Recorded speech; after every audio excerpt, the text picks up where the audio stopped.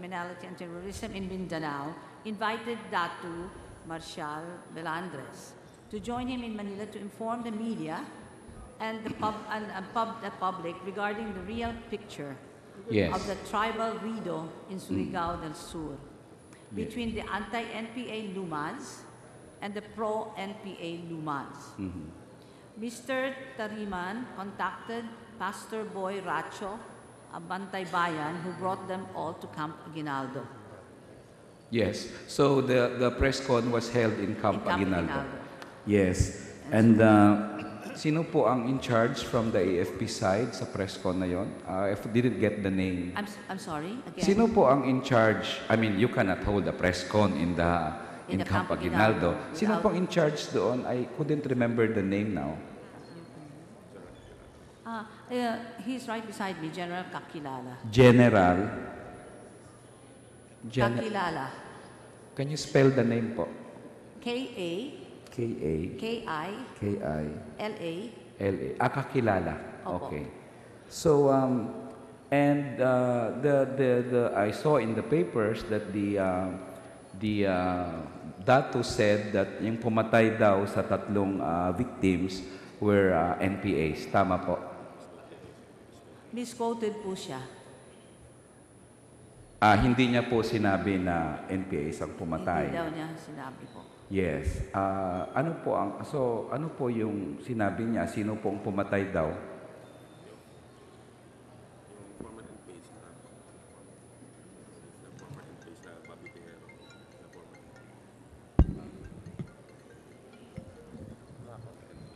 This is suspended. Ay, sorry. Opo.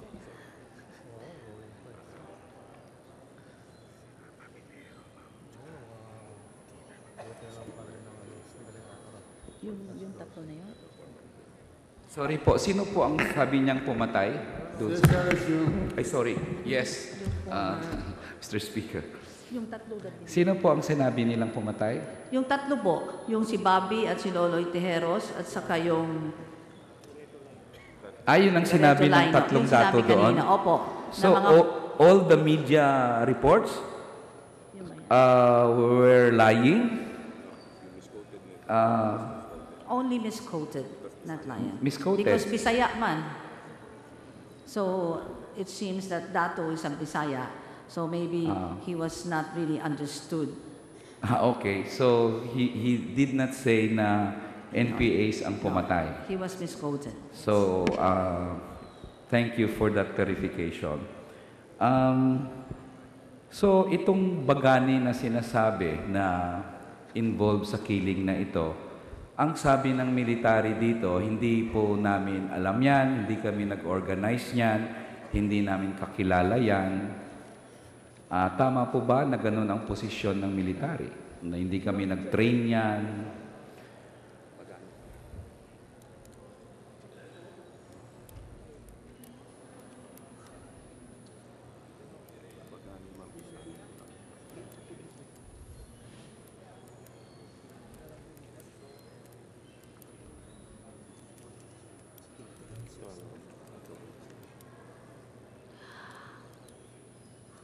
Yung Bagani o yung tribal warrior? Yung Bagani. Yeah. Yung Bagani na sila, miyembro sila Bobby at Loloy Tejeros.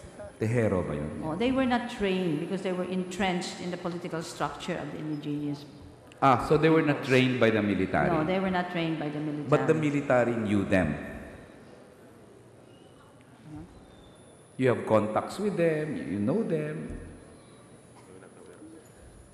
They seem not to be aware of that. The military is not aware of this group. Tama po? Yes, that's what they say. So, when was the last time na you have contact with the group ng itong grupong Bagani nila, Bobby at Loloy? Tejeros ulit, ano? Tejeros, Ano yung question po?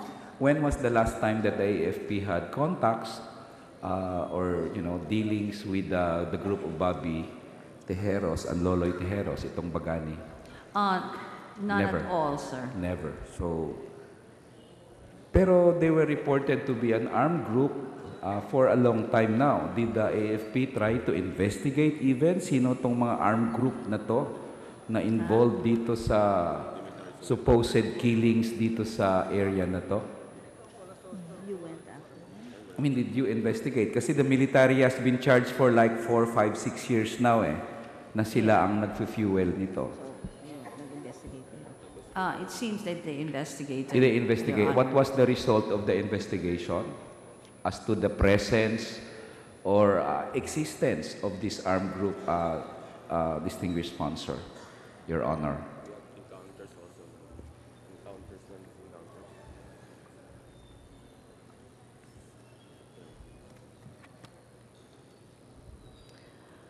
They had several encounters against these lawless armed groups, including the NPA, such as the group of Dato Hasmin in 2010 and 2013. And the latest, on May 13, 2015, the latest was on May 13, 2015, wherein the troops from 36, ano yan?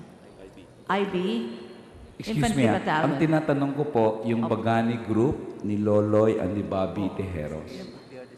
That's the one I'm asking. It seems that they're the same group, Your Honor. The same group. So, Yes. nag-encounter ang AFP? Yes, they had an encounter Yes. wherein the troops from 36 IB recovered 3 high-powered firearms in Carasal, sa Surigao del Sur. Yes. So, tapos, was that the last time nag-encounter? So, magkaaway ang army tsaka yung grupo nila Loloy Tejeros. Tama po? The lawless, yes, the lawless armed groups of Loloy and Bobby Tejeros and the Yes. other guy. So, itong Bagani na ito is actually not trained or armed by the AFP. In fact, kalaban sila. Ganun ba? Seems, Your Honor. When was the first time you had an encounter po with this lawless Bagani group of Loloy? In 2010. 2010. May encounter po kayo? Then? Oo. They had an encounter, yes, in 2010. Then, after 2010, another encounter in 2013. 2013. The group of Bobby and Loloy Tejeros po and Laureto, Careto, Laino. Tama po? Correct. Yes, Yung Bagani. seems. So, yeah. Is there a task force gatasan in the AFP structure? Task Force, Gantangan. Sorry, Gantangan. no, they don't have one. You don't have. I'm sorry. Task Force Gantangan was established on the 1st of February in 2008 by virtue of AFP-GO number 74, but was dissolved on the 8th of February in 2009. Yes. May we know why it was dissolved?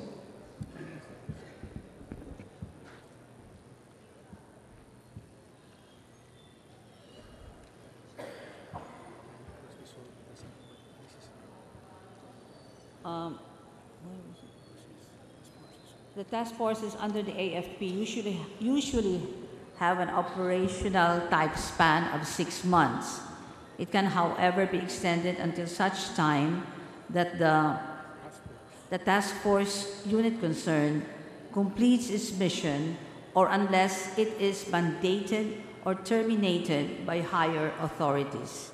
So in the case of Katangan, it existed for 1 year and 14 days, Yes. whereby it was able to accomplish its given mission. Yes. Is there a task force Gantangan Bagani Force or TFGBF? There's none. Your Honor, there's Yeah, none. There's none, Your Honor. Is there a Lieutenant Gakayan somewhere in Surigao or in somewhere near the area? None, Your Honor. None that they are aware of, Your Honor.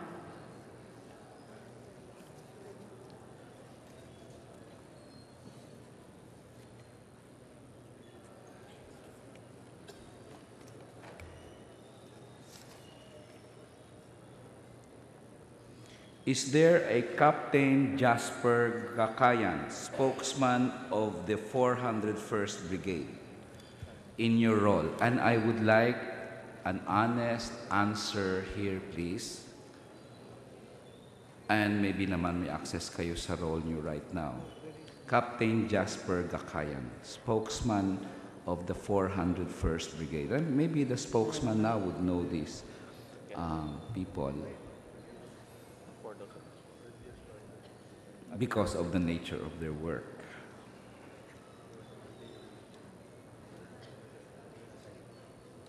When?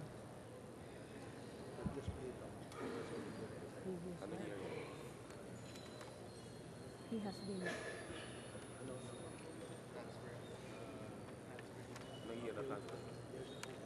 No, what is he transferred or he's out of service or what? So where is he now?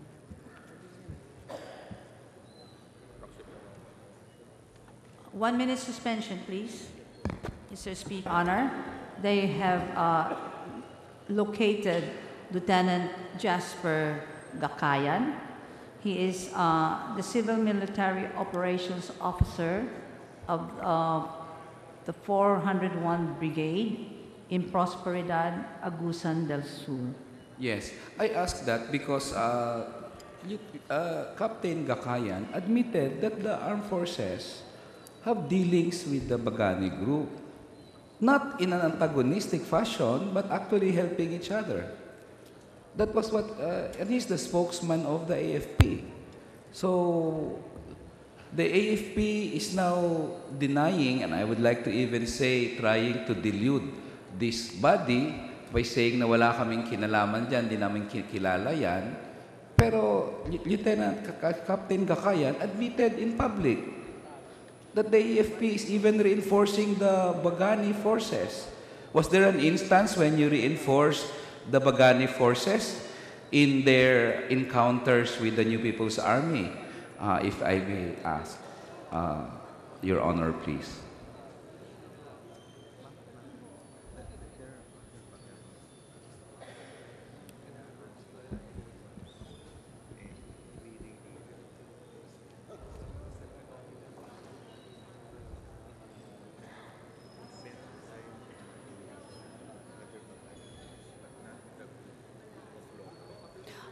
Your Honor, they have dealings with other Bagani groups, but not this one of Loloy and Bobby Tejeros. Okay, so there were other Bagani groups that you have dealings. That they have dealings with, yes. So what is the dealing of the AFP with these other Bagani groups? May we know which Bagani group is this, Your Honor, please?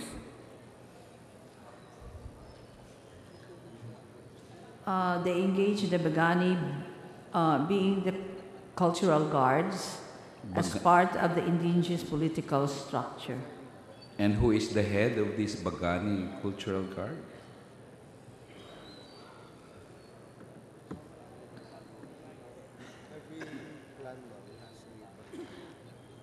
Every clan has a Bagani, and each tribe is headed by their tribal chieftain. Yes. Your Honor. What other Bagani groups have the military been dealing with, Your Honor, please?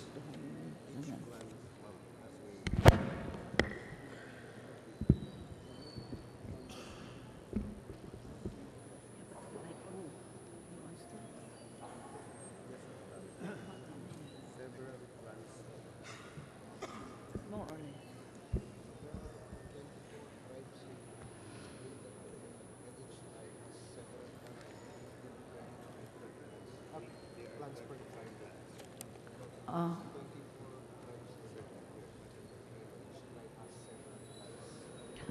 It seems that they deal with so many. So there are many. Yes. Yes. As there are 24. 24 Bagani groups. No, there are 24 tribes, and each tribe has several clans. Yes. So thank you. Does it involve a Bagani group under the or headed by Dato Kalpet Igua? Yes, Yes. Yes, So, Your Honor. what do you call that Bagani group under Calpet Igua? May we know, Your Honor, please? Or it's just Bagani? they're just Pagani. Just Bagani, okay. Yeah, and when you say dealings, what does it mean? Do you, train them or at least, Just as to coordinate, Your Honor, as they are part of the indigenous political Yes. structure. is the group of Calpet Igua armed, Your Honor? As part of the, of course, defense or counterinsurgency operation of the Bagani group. Armado po sila. The Armado po, they have their own firearms. Yes. So they have their own firearms. Were they licensed firearms or are they? I'm sure they're not licensed firearms, are they?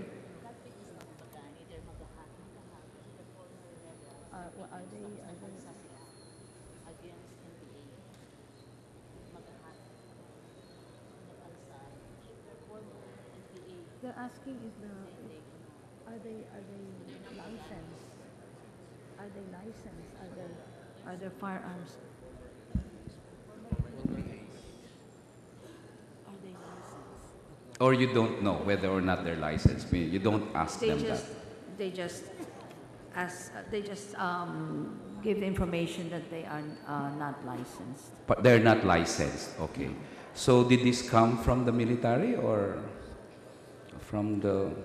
I mean, where did these guns come They from? say some comes from the former NPAs. Okay. So these are guns. These are armed groups. So, and so what does the military? Ano bang ginagawa natin doon sa kanila? Anong part nila dito sa coordination na nangyayari? I mean, you coordinate to do something. Ano po ang ginagawa nilang coordination? Magbantay sa lugar? Ano Peace po? and development efforts. Peace. Peace and development Okay. efforts. So, in fact, the admission by Captain Gakayan in the Mindanao, sorry, this was published by the Inquirer, not Mindanao News, is true. Sabi niya, we backed the Bagani. The military spokesman also said that there were instances where they reinforced the Baganis. He cited the time when the New People's Army attacked Igua's group in July this year. That was 2011 pala, by the way, resulting in massive communist casualties. We backed the Bagani up because they are also victims of human rights violations. So, part ito ng tingin ng military na peace and order arm ng army doon sa area na yon. Tama po? Sa 2014, yung 401 Brigade, only responded because Datu Kalapit Igua was attacked by the NPAs. Yes. And because the fact that the NPAs blocked the national highway, Yes. the army came in to clear the highway. Yes. Sama po. So, these are sort of kafgu of the AFP, this Bagani group. Tama po. I mean, they're recognized, regular, part, or sorry, not really regular, but part, of course, of the AFP Not structure. formally, sir, Not formally. Okay. So, informally, because they are a part of the yes. political structure, God. Yes. So, hindi ba babawal na magdala ng armas pag wala kang lisensya? Kasi hindi naman sila kasapi ng AFP po. Tama. Lalo silang pagbawalan, di ba? Kasi hindi sila kasapi ng AFP eh. When they talk with the military, they don't have the firearms. They're not equipped with firearms. Yeah, but When they are, the AFP just admitted that they're armed. And in fact, the AFP even said that they were not licensed. So the AFP saw them with guns, nakita na may baril. In fact, inalam pa ng AFP, may lisensya ba yan? Wala. Kaya alam ng AFP na may baril sila at hindi lisensyado. Tama po. Sagot naman kanina, oo dyan eh. Am I correct po? you are correct. Yes. So, is it allowed under the law na may taong nagdadala ng baril? Hindi. Tama po, di ba? Hindi naman po allowed, di ba? So, kahit alam pala ng AFP na may baril ang grupong ito, hinahayaan niya. Kaya lang sinasabi ng AFP, hindi namin kafgo yan. Tama po. Tama. Yes. So, next slide please. Ito naman po sa Mindanao News ito. Military-trained Bagani tribal warriors. NBI said, an ex-governor Piñol said. I'm just quoting Mindanao News. Ano ang masasabi natin dito? Can you go to the next slide? Wenceslao Galindez, agent of the NBI's Northeastern Mindanao office, based in Cagayan de Oro City, told the Commission on Human Rights panel that the Bagani was led by Roilito Ayupat Gawilan, who is the barangay captain of Sinoda in Kitao-Kitao, Bukidnon. Okay, next slide please. In our report, the term Bagani Dalumad was created, organized by the 73rd Infantry Battalion. NBI po ito nagsasabi. So, dito may admission na siyempre na yes, kasama yan sa aming, ano tawag nyo dyan? Parang force multipliers, di ba? Yun naman ang term nyo dati dyan. So, ang inaano lang naman namin, na NBI mismo nagsabi na Army ang nag-create at nag-organize ng Bagani forces na ito. Tama po? Is the NBI correct? It seems that the AFP does not train Baganis, and so they do not know the basis of the report of the Mindanawis and the NBI. So why they answered this way? Yes, so Your the Honor, NBI agent was lying. according to their. Yes. If that were so, then he is lying. So tinanong siya by CHR, so who organized this group? The military? Ang sagot ng NBI, yes, Your Honor. So you are still saying, I mean, to the AFP and the DND na nagsisinungaling ang NBI? They don't know the basis kasi po daw ng report. So hindi totoo yung sinasabi ng NBI po. Hindi. Next slide, please. The Baganis, according to former Governor Piñol, were actually trained by the military. Are you also saying that Governor Piñol is lying?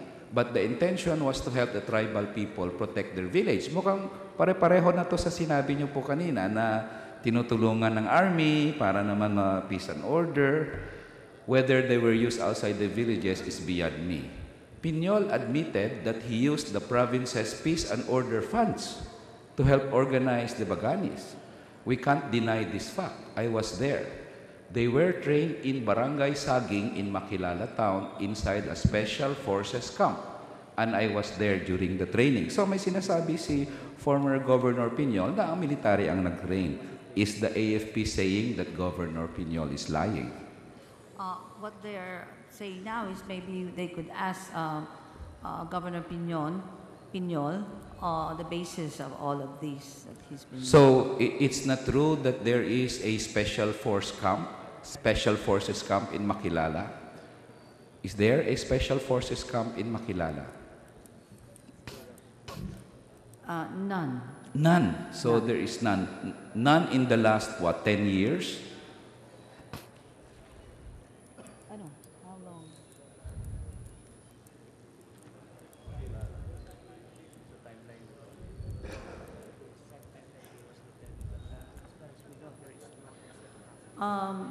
They don't know the timeline of when this was done, what they were saying, because as far as they know, it's not. There's no special forces camp. It was on 2012 and 2013 po.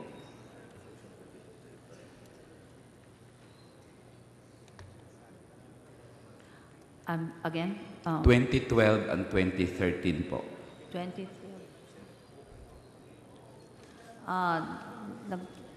They're asked, maybe ask when he was governor then. No, I'm not familiar when he was governor, but he said that there was a training, it's a camp in Makilala town sometime in 2012 and 2013.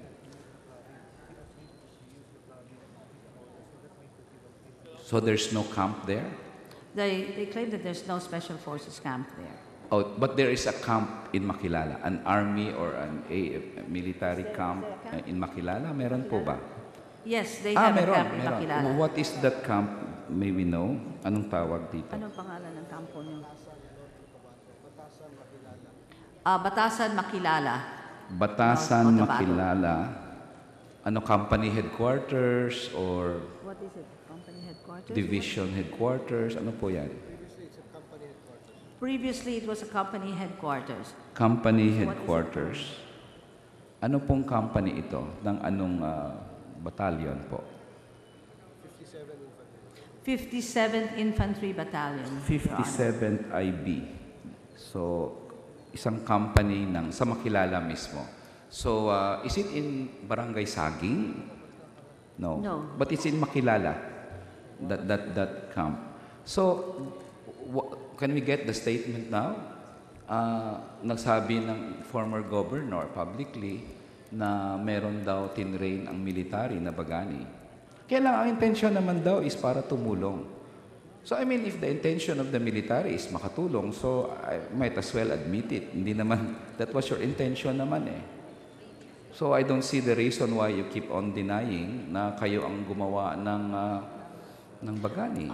They seem not to be privy to that Special Forces camp of the training in the Special Forces Yes, camp. but ngayon ang statement, ang unang sentence, ang military ang nag-train ng Bagani. So ang tanong ko po ngayon is Governor Piñol o former Governor Piñol telling the truth?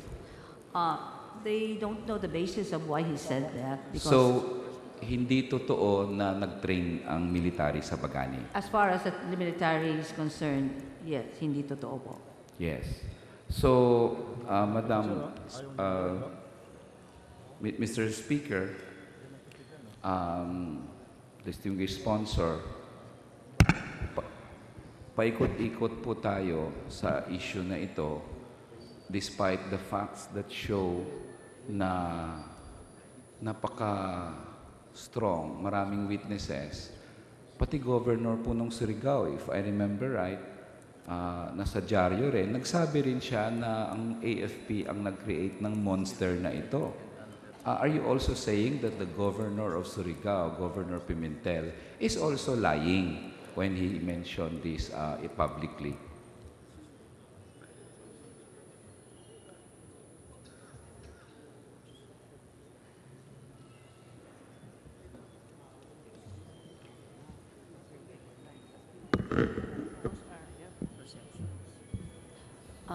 Your Honor, the military is not saying they are lying, but that those are their perceptions. They say that under the IPRA, IPs have the right to special protection and security in periods of armed conflict. Section 22. So balikan ko na lang po ang issue. May armas ang isang grupo, Armed Forces of the Philippines, ang AFP at DND. Hindi nila CAFGO, hindi nila train, hindi nila organize. Wala silang kinalaman at all sa grupong yan. Tapos may armas. Pwede bang hayaan ng DND Secretary? Pwedeng hayaan ng Armed Forces Chief of Staff? Pwedeng hayaan ni Lieutenant Ignacio? Pwedeng hayaan ni Colonel Akas ang grupo na yan? Armed? Ni wala kayong kinalaman doon? I mean, kung may kinalaman kayo, that explains everything. Napaka-logical. Hindi namin hinuhuli yan kahit may armas, kahit wala silang lisensya, kasi amin yan. Gawa namin yan eh. Napaka-logical. Pero ngayon, bigla po tayong naging illogical dito kasi ni wala kayong kinalaman, sabi ng AFP, wala silang alam dyan, alam nilang may armas, isang grupo, walang lisensya, hindi naman nila hinuhuli. Is that possible? How can AFP tolerate such an illegal act? And I'd like the AFP spokesman explain this tomorrow in the media. Paano nangyari yon? Mayroong DILG memo ngayon na lahat ng armed groups babantayan para sa eleksyon. And then the AFP, as early as 2011, meron pala kayong armed groups na well, you may protest the word cuddle, but the fact is, yun ang interpretasyon natin. Alam nyo may armas, hindi nyo man, sita man lang. Hindi man lang ninyo iniimbestigahan. Ang dami ng report ng human rights violations ng Bagani na yan, ni pitik man lang sa kanilang tenga, wala kayong ginawa. So, medyo may illogicality po yung explanation natin dito. Unless the AFP will now say na, well, actually po, kahit sa totoo lang talaga, kami naman talaga ang nag-train yan, kaya namin hindi sila hinuhuli kahit na illegal possession of firearms sila. Is that not true, Your Honor, please? It seems, can